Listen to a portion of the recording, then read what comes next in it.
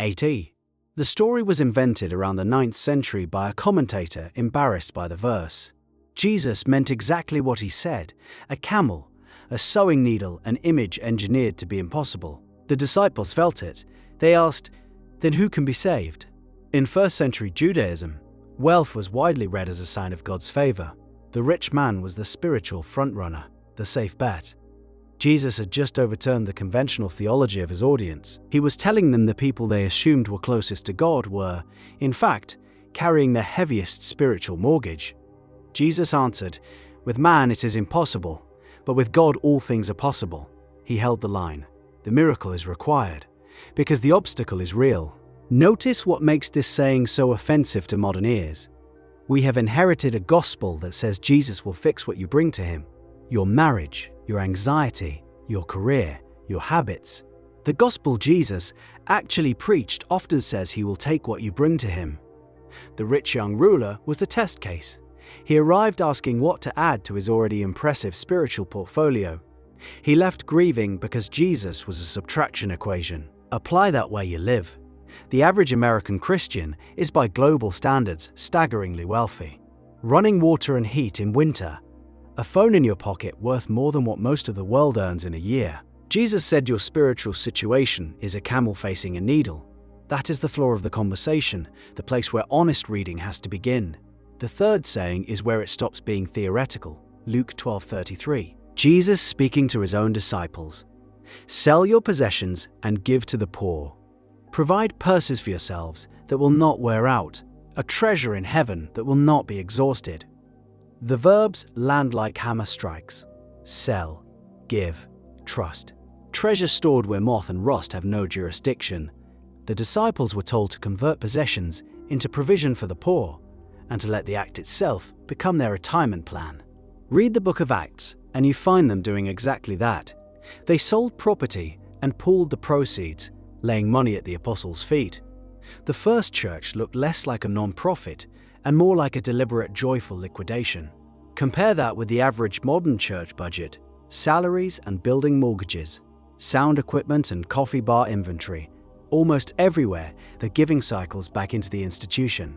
The early disciples liquidated their property, we renovate ours. Sit with that gap before you decide what kind of church Jesus would have you build.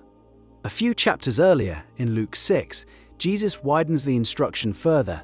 Give to everyone who asks you, and if anyone takes what belongs to you, do not demand it back. Everyone who asks, full stop.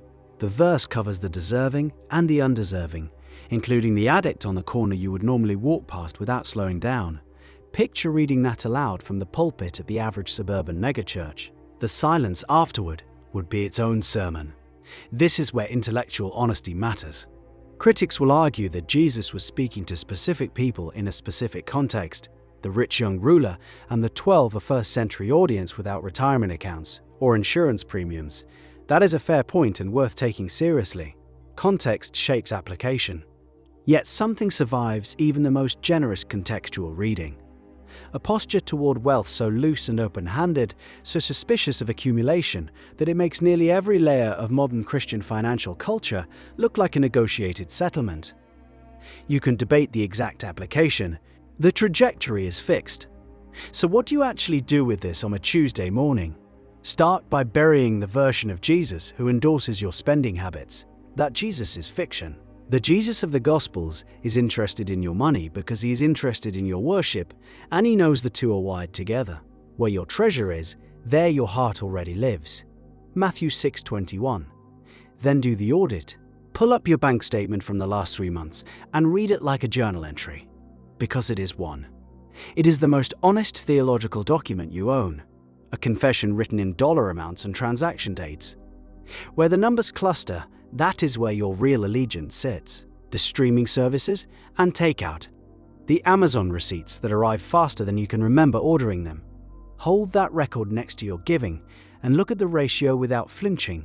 There is something the giving does to you that the receiving does to them.